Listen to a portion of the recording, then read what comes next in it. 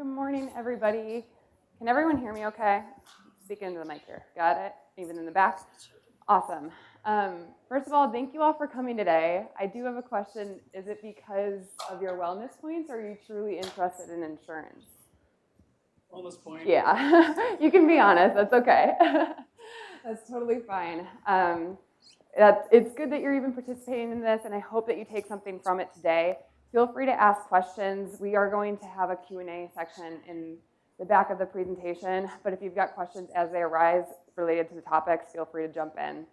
My name is Keegan, and I work with Gallagher. We are the insurance broker for Box Elder County, which means that we work with the insurance companies as well as pharmacy benefit managers and everyone in between to help administrate the plan. And your HR team here at Box Elder County has done such an awesome job with fighting for the employees at Box Elder County and making sure that you are educated when it comes to insurance. The reality is that insurance is very complicated. I joke about this sometimes, but I've got a group, a client who's made up of all doctors and PhDs. And they do cancer research, so the entire firm does cancer research, and we gave their open enrollment presentation last year. And it was so funny because they were all getting clammy and sweaty when they had to raise their hand to ask a question. Because, you know, I think they expect, I should probably know this because I'm a doctor. And that's just not the case. The insurance world is complicated. So what we are trying to accomplish today is give you a background of how to better use your current insurance, or just an understanding of how it works in general. Sound good? Worth a wellness point, hopefully. So we've broken it up into two sections. We're going to talk about what you should do prior to going to the doctor in preparation for your visits or medical care, as well as post-care. So after the doctor, once you get that scary bill in the mail, what does it mean? So we'll talk about that. Before we dive in, I know some of this might seem basic, but it is very important to how your insurance plan actually works. We're going to go over some medical terminology that you'll need to know when you're looking at your plan designs and understanding how coinsurance or the cost of insurance works. So a copay, if you are on the traditional plan, is going to be the first bill that you receive prior to hitting your deductible or out-of-pocket, which we'll talk about in just a sec. But a copay is a fixed amount that you pay for a covered healthcare service, and it's typically due at the time of service. So let's say that you're going to your primary care doctor, the normal doctor that you typically see, and you've got an earache. At the doctor, they're going to charge you a copay if you are around the traditional plan. We'll talk about the differences between the traditional plan and the high deductible plan in a second, but I just want you to know if you see copays, it's usually because you're enrolled in the traditional plan. A deductible is the amount of money you must pay out of your own pocket for a covered medical service before your insurance plan starts contributing. So you need to hit your deductible prior to PHP paying any of your medical services. So that means when you go into the doctor, you pay your copay, but maybe they need to give you additional exams that are because you have a diagnosed issue. At that point, you're paying the full cost of that service until you hit your deductible, okay? Once you hit your deductible, then coinsurance starts kicking in. Coinsurance is the percentage of a covered medical cost that you are responsible for paying versus what the provider is paying. So on both of your plans, the traditional and the high deductible, the plan will pay 80% after the deductible, and then you will pay 20%. You'll pay that portion until you hit your out-of-pocket limit.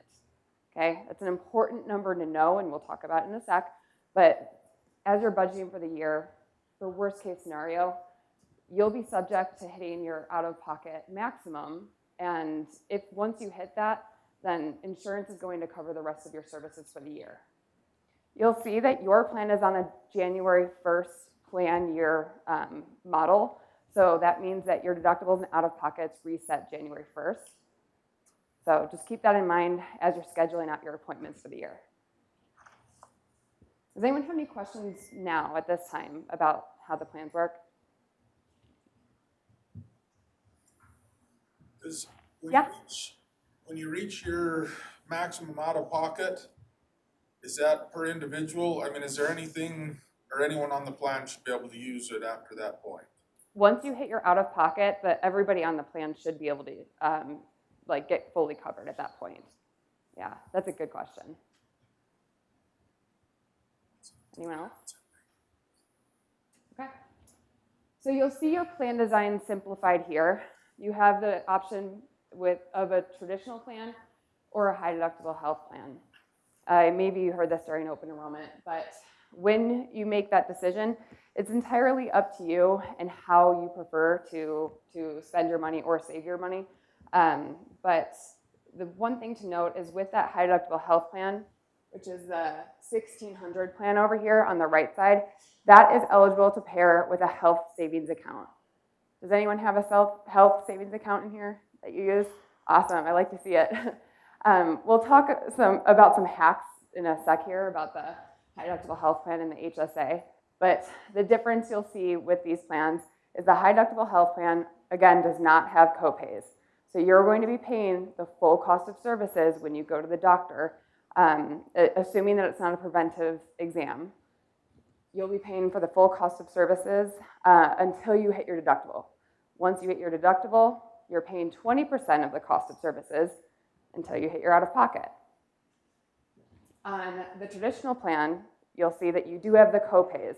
So you have a different copay structure depending on what you're going in for. So if you're going into your primary care physician, like I said, for an earache, maybe your knee's bothering you and you got to get it checked out, you'll have a copay at that point. They might refer you to see a specialist, and we'll talk about that in a little bit. But just be wary that the plans do operate differently, and it's really up to you what kind of coverage you prefer. Does anyone have any questions on the plans?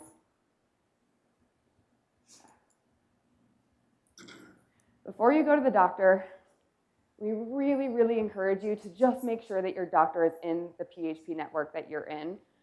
Box Elder County uses the Summit exclusive network with PHP. So you're able to go onto the PHP website, click find a provider, and then you can, I think it's Summit exclusive that you'll end up clicking, and you'll be able to search your providers there or see an entire list of providers that are in your network. It's very important to stay in network because you're going to save money that way and avoid surprise billing or balance billing at that point too. Because if you go out of network, it can get really messy with paperwork and providers not cooperating with PHP and vice versa. Does anyone have questions on the network specifically? Doesn't work. Doesn't work. I haven't seen them. Are they on the new website? Oh, the search providers? And are they updated? Oh, the providers, and are they updated on the website? They should be. I was on it last night just fiddling around and I had luck, but I don't know if you're searching for a specific provider. Afterwards, I'd love to get your names and we can search the providers or go directly to PHP. Does anyone else have that experience out of curiosity? Okay, let's chat. With the Summit exclusive network, it could be, are those doctors Intermountain Healthcare by chance? Do you know? Okay, we'll chat. I don't want to open a can of worms here. Let's talk about it. I was suspicious, like maybe it could be an Intermountain Healthcare provider. Those providers are not in your Summit exclusive network, so that could be the case. The providers that are in the Summit exclusive network are Cummins, Spirit, Holy Cross. What else we got? Mountain Star, University of Utah healthcare providers, Primary Children's Medical Center, and then quite a few surgical and imaging centers. Okay.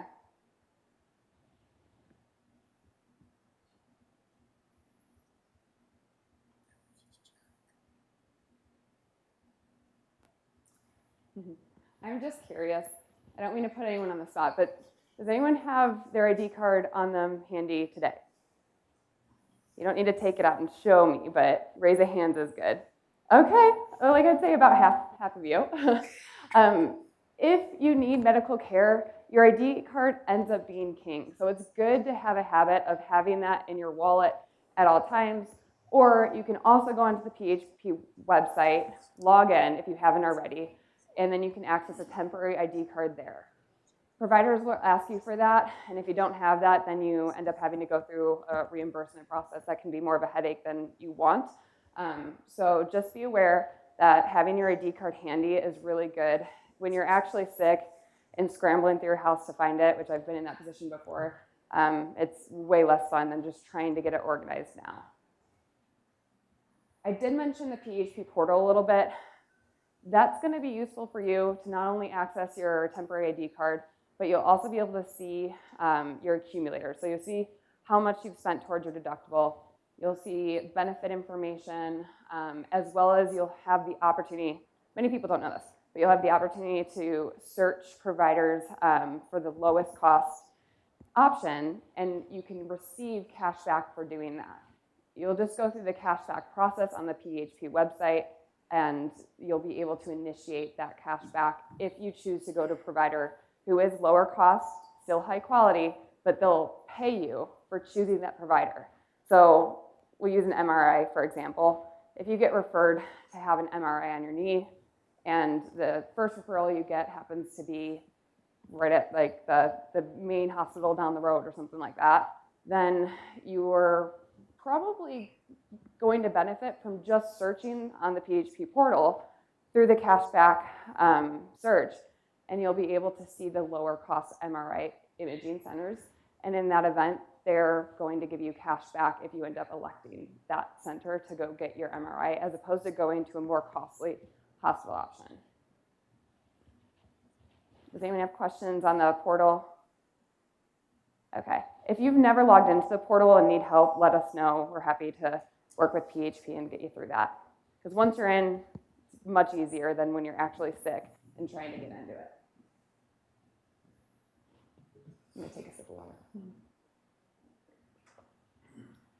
So this is a question that I encourage everyone to think about now, prior to the event that they do need medical care. Where should you go?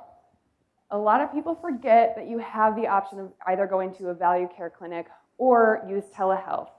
PHP sometimes calls it e-care. So I keep asking you questions, but I am genuinely curious. Has anyone used the telehealth before?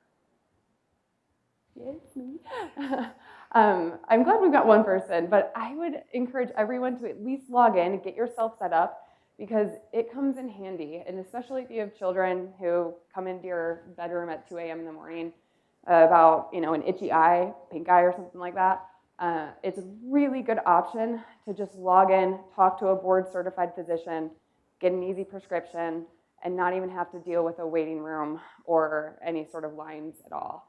So if it's an easily diagnosable issue, like a UTI, maybe a rash, any sort of like minor cut or burn, they can guide you through the care process or write you a prescription. So it's a good first option if you are in strange hours, not during the workday where you can't go to visit a doctor. Let's see. With your primary care physician, this is a good first stop to go as well. If you have an issue like, you're feeling flu symptoms, like strep symptoms, anything that you just need to go in, get checked out, get a prescription on the spot, the primary care physician is a good first stop. Even if you have an injury to like a joint or extremity, going to your primary physician is good, because they'll be able to write you into or refer you into a specialist that is hopefully in your network. And we'll talk about that in a sec here. With urgent care, this is another good option for strange hours. So you will have to pay a separate fee for urgent care than you would if you have to go to your primary care physician. But if you're in strange hours and you've got something like a sprained ankle, it's usually good to go to urgent care. They can do a lot of things these days, like stitches. They've got the glue for minor cuts and everything, as well as x-rays these days. So it's a good option. I should have done this when I was like 16. I sprained my ankle, and I forced us to go to the ER because I was very dramatic back in the day. And I did all that just because I rolled my ankle. So I should have gone to urgent care. And then the hospital and ER, of course, are for serious injuries and life-threatening conditions. So go to your hospital or ER if you're really questioning your own health and it's a serious issue. I'm not telling anyone to avoid the ER if they're having shortness of breath or like difficulty breathing. In those scenarios, better safe than sorry, do go to the ER or hospital. One thing I want to mention about telehealth is you'll have the option on the PHP website to use Intermountain Connect Care or the U of U virtual visits. On the traditional plan, you'll have a $10 copay. If you're on the high deductible health plan, your copay will be a little bit higher until you hit your deductible, and at that point it would be $10. So don't forget about that. I just briefly want to go into some cost hacks that you should be aware of before you go to the doctor, specifically referrals. So like I said, if you go into your PHP because your shoulder's hurting and then they recommend you go to an orthopedic surgeon, just make sure that you ask them to send you to a provider who's in your network. And then don't hesitate to go on the PHP website, search some other providers as well, because there's a good chance that you'll be able to go to lower cost providers or service areas. So it's a good thing to note about referrals. Another thing that people sometimes are scared to consider, but it can be a good option, is if you're at the doctor and you ask them if there's a discount to pay in cash, then if they're forthcoming and they tell you, yes, we do have a cash discount, you can actually pay for your service in cash and get reimbursed and credited by PHP. But you need to keep all documentation. So that way you're paying for the actual cost at a lower cost, and then you're still getting credit towards your deductible and out of pocket for that cash service. So some people don't want to deal with the headache. I totally get that. But it is a way to save money if you're looking for it. I also just want to mention alternative treatments. So I use the example again, if you go to your PCP, they refer you to an orthopedic surgeon for your shoulder or your knee. And when you go to the orthopedic surgeon, more often than not, they're going to recommend surgery because that's their avenue, that's their specialty. In some cases, you might not need that. Like I think of myself, and a couple years ago, I was dealing with really chronic back pain, and I was going to the chiropractor every week. It would give me, 3 or 4 days of relief. And at that point, I was just a slave to the chiropractor at that point. But I did end up switching PCPs because I made a move, and I had to switch doctors, and I voiced my concern to my doctor. And he actually just recommended a physical therapist that he knew who specialized in back pain.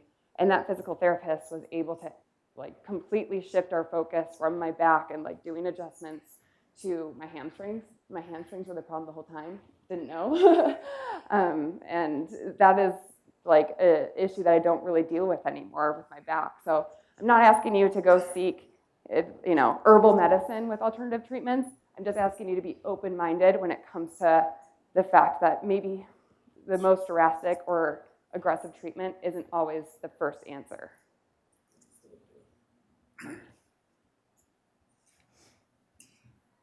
This is a little tidbit or healthcare hack. You're actually able to go onto the Amazon HSA and FSA storefront and purchase medical supplies through that at a completely tax-free. So I just want everyone to know that that exists. Has anyone ever used that before? It's kind of handy.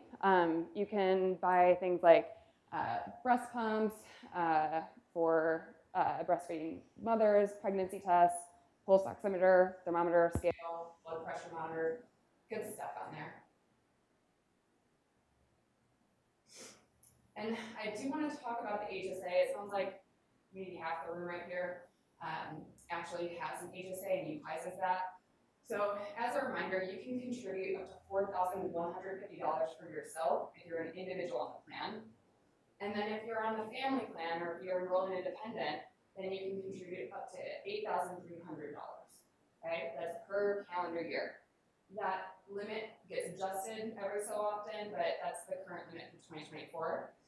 And with that HSA, that's intended to use for medical expenses at your own leisure. So you don't necessarily need to use it right now because that account carries over with you your entire life, really. So even if you were to switch employers or switch plans, you'll still have that HSA money. It's important to know that because you can store money away in that and use it for a retirement avenue eventually. Because after you turn 65, you don't even need to use it on medical expenses anymore. So that's really handy to know. People use this as a retirement avenue all the time. Also with the whole capping, you guys do need to take in consideration what the county puts in and take away that portion. If not, you're gonna be The penalized. IRS will come for you. Yes. Yeah. So whatever the county, if you are on a family plan and it's the 8,300, I think. Yeah. You need to take away whatever the 2,400 that the county gives you from that amount. And then that's what you can contribute into your HSA without going over Yes. and being penalized. Correct. We don't want the IRS to come for us. Yeah, thank you. I couldn't remember exactly how much the county contributes, but that's a pretty substantial amount that you're able to keep. And of course, if you've got medical expenses that you want to use that on, you can, or you can store it away and use something called the shoebox method. Has anyone heard of that before?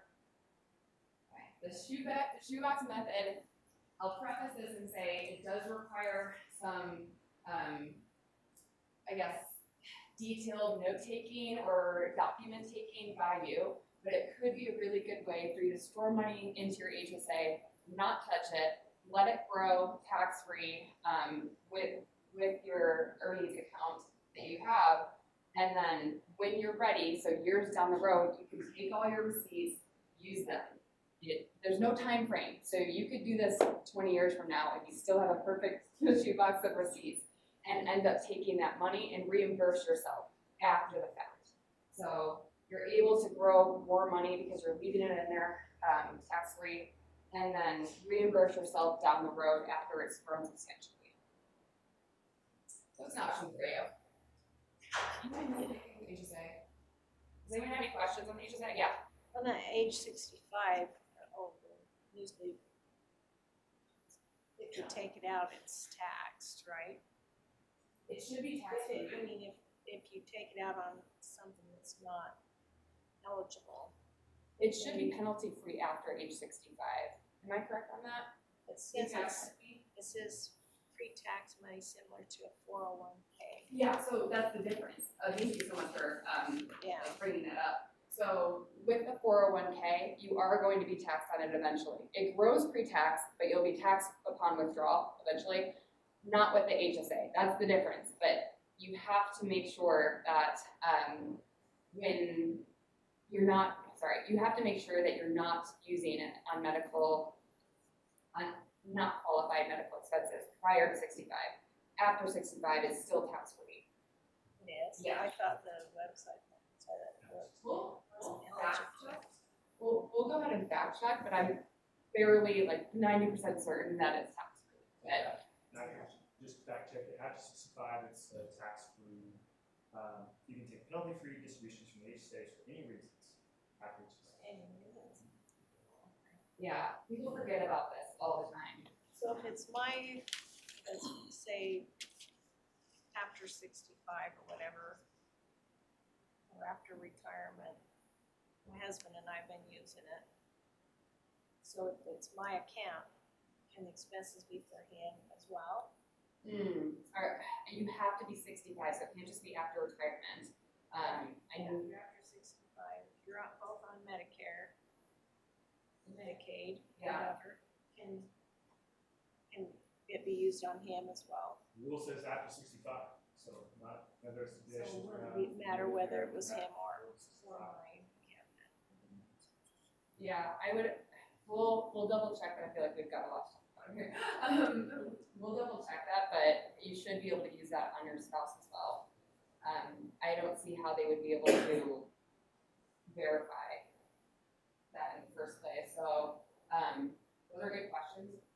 And I wanna say yes, but I also don't wanna see you guys during here, so, we'll follow up with this slide deck and then be able to answer the question for everyone.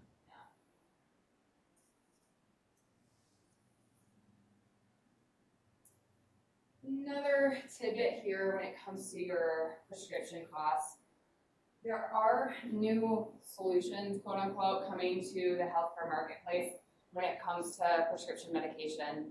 As you guys know, big pharma is big and it can be costly. So what these companies are doing is getting their prescriptions or medications like wholesale and offering them at a discounted price. So if you go onto either of these websites with a drug that you're commonly taking or you got prescribed, you can actually search for the lowest cost there. And sometimes it's cheaper than insurance, okay? Actually, many times. So in the event that that happens, GoodRx specifically will go, you'll get credit for that with PEHP.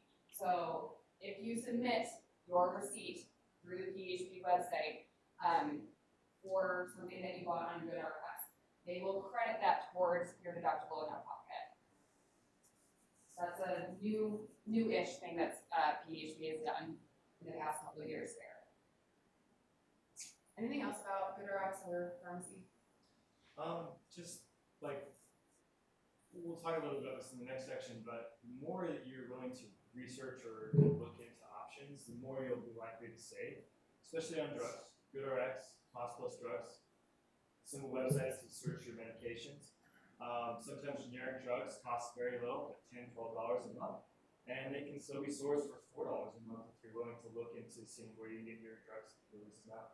So that's $6. That's a Subway sandwich for lunch. I like that. So it's all worth it. So that's all the homework and the preparation prior to visiting the doctor. I know that's a lot of information. And that's half the battle. The other half is when you receive that first bill in the mail. So Daryl's going to talk a little bit about that.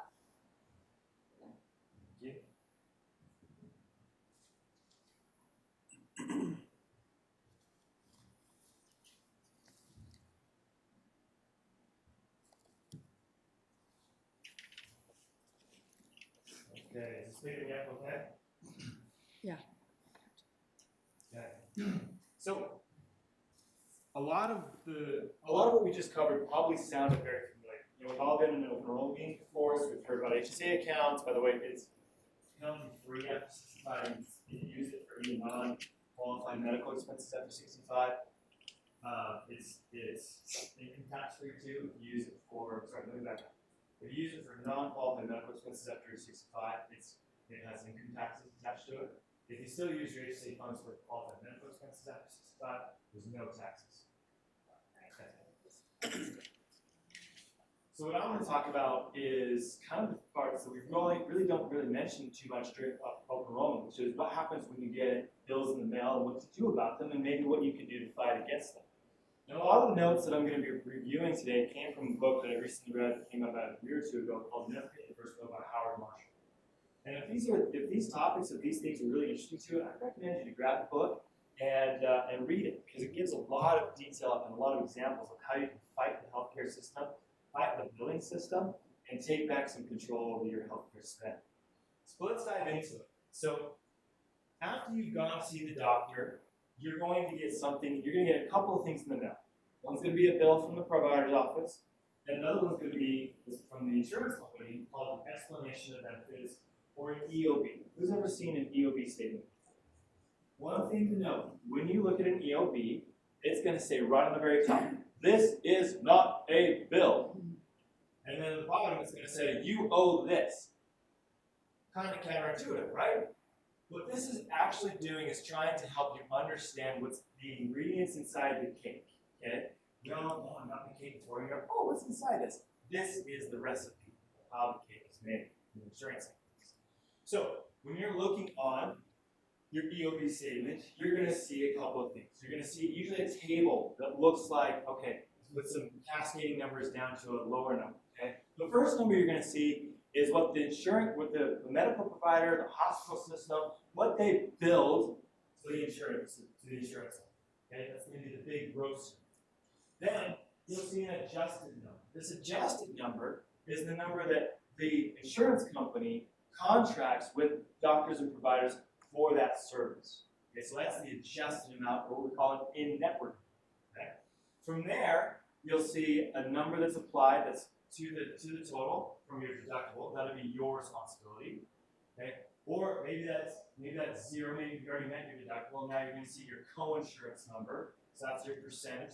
That's the example we see here. This person on this example has already met their deductible, so nothing's being applied. But they're paying $62.50 in co-insurance. That's their responsibility in the co-insurance. And let's say they're on a high medical plan, so they're not having anything hit on a copay. So basically, we're taking the adjusting amount, subtracting the amounts that were already been paid towards cost, and finally you'll see an end number of what you owe. Okay? So again, this statement is showing you what the ingredients of the cake is. Okay? The next thing you'll see is something coming from the hospital or the doctor's office, and this is your bill. Okay? Now, your bill, what you owe at the bottom of your invoice or on that bill, should match your EOS. If it doesn't, something's wrong. And we need to call the provider's office or the insurance company to figure out where the disconnect happened. And that can be something as simple as like, there's a duplicate charge in the invoice. On this example up here, you can see there's a pharmacy charge at the top that charged double. Well, we only got pharmacy once, so make sure to take that off. Now, if your invoice doesn't have the itemizations for the total, it's just provider's name, your name, state, date of procedure, and then a total. No. You need to call the provider's office and ask for an itemized statement. Okay? Itemized statement. That itemized statement is going to show you exactly. I'm going to get lunch, right? Hey, I didn't order chicken wings. Why am I being charged chicken wings? That's the same thing. That's the same thing we're going to do. So we're going to look for overages. We're going to look for duplicate charges. We're going to look for discrepancies in the invoice. Okay?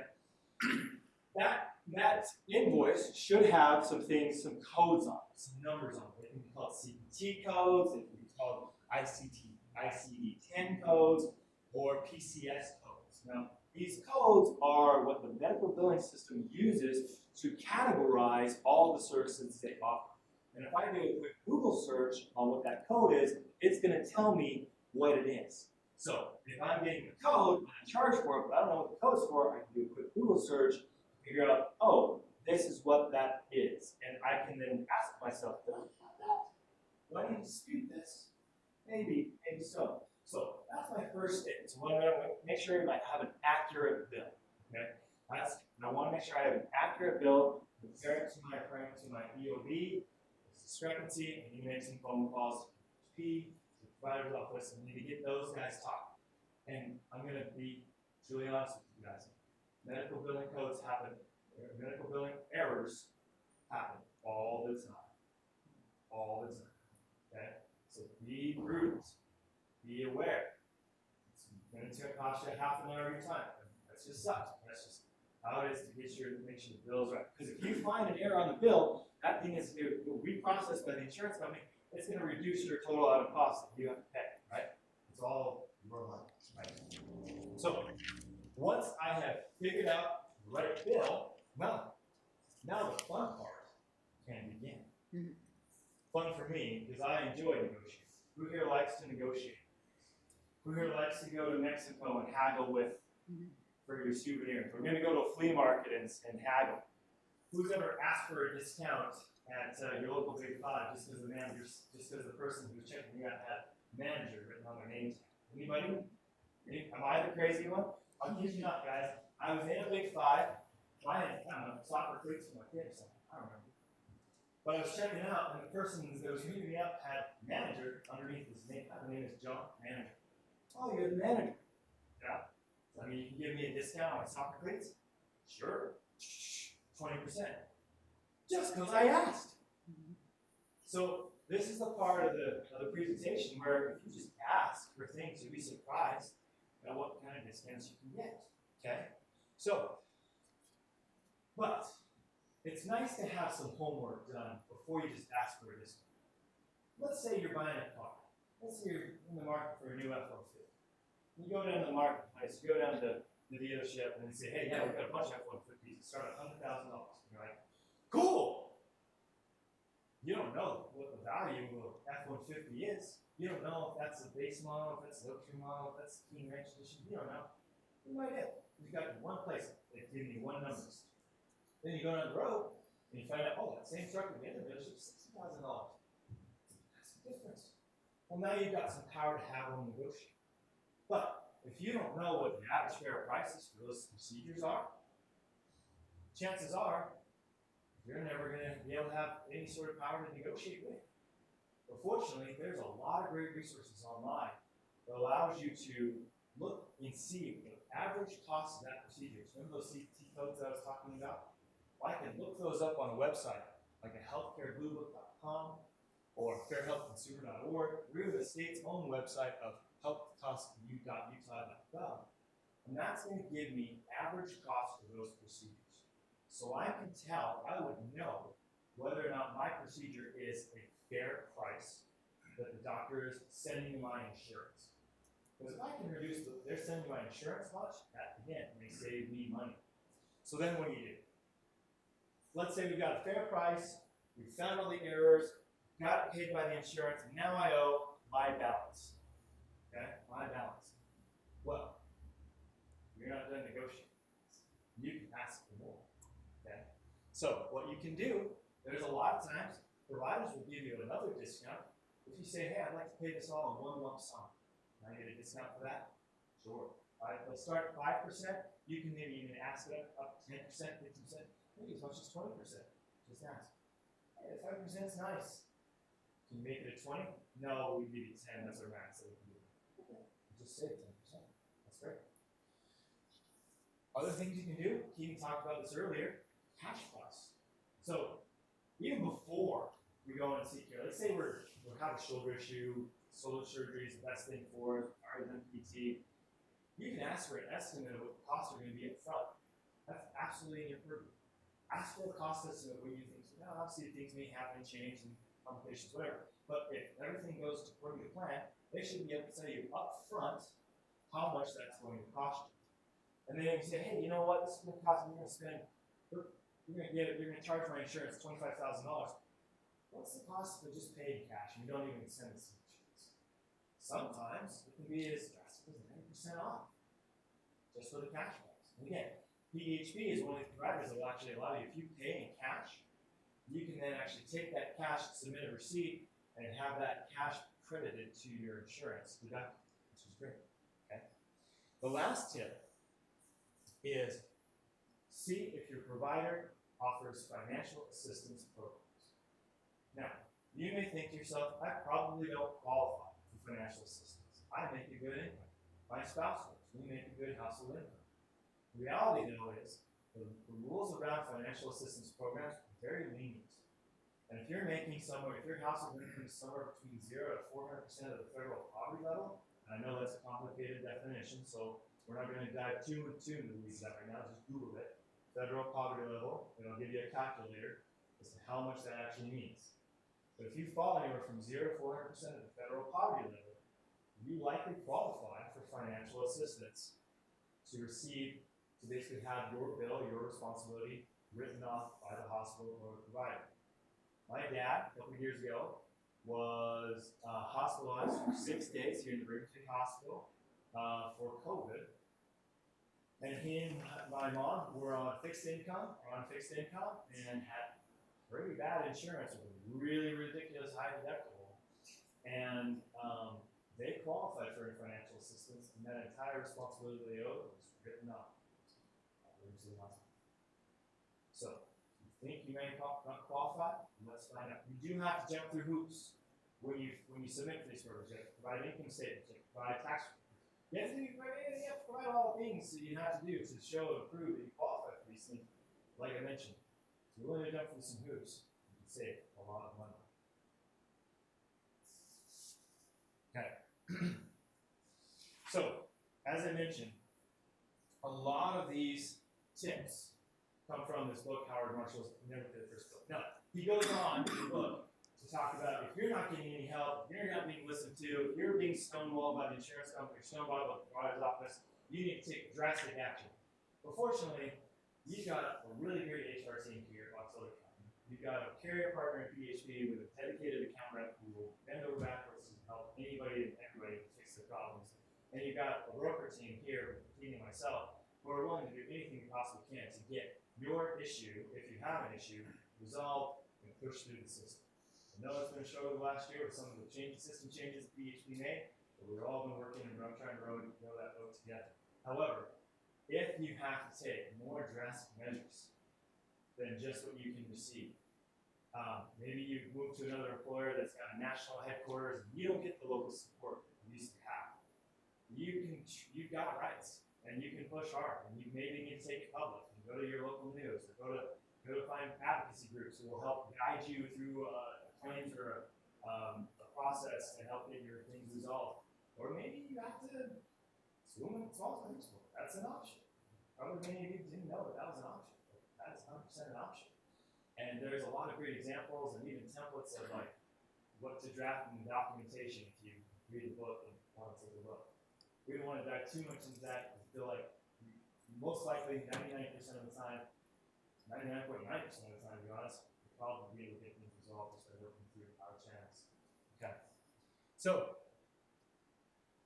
in review, before we close, the best thing to do before you even see a doctor, make sure you're aware of what your plan pays, what it doesn't plan pay, what your responsibility is, and go to a provider that's in network.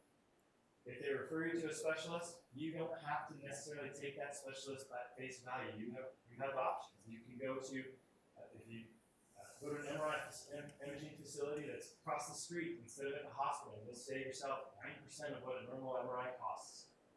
You've got options. Just be aware of that when you see the doctor and seek care. At the provider, ask for an estimate. Figure out if it's going to be cheaper if you cash pay or if it's better to go through the insurance. If you pay it all at once, ask for discounts. Negotiate. Make sure your bill is accurate. Make sure you're doing the homework things that you need to do to make sure it's going to save you a lot of money. And then keep an eye on your numbers. So if you've seen a bill, it should be a charge, it should be added to your account. Maybe you already hit your max out of pocket for the year. You shouldn't be paying for anything yet. Again, I said, billing errors happen all the time. Okay? So don't take everything on face value. It's like a phone call to figure out this isn't happening. And that's those itemized billing lists so you know exactly what they're charging for. Do you have any questions? I hope this has been helpful and informative. And we're going to make sure that these slides and this recording is available for every single employee here at Consumerism County. If you have questions on it or you're running into problems, like I mentioned, we are here to help you. We want to hear from you. We want to take care of you as best we possibly can. Thanks so much for coming, guys. We really appreciate it. Yeah, thank you. And then we're going to stick around a little bit. If you have questions that you want to ask privately, we're more than happy to do that, as well as the emails here. The 3 emails at the top, those are the Gallagher reps. So we work with PHP and Express Scripts and your other insurance companies to resolve issues. And then many of you probably know Gabby at PHP. She's always willing to help, as well as their benefits advisors. So you're able to call that number. I believe you also have a number on the back of your ID card that you can call directly to PHP and get help that way as well. Thanks for coming. No one's everybody. asleep.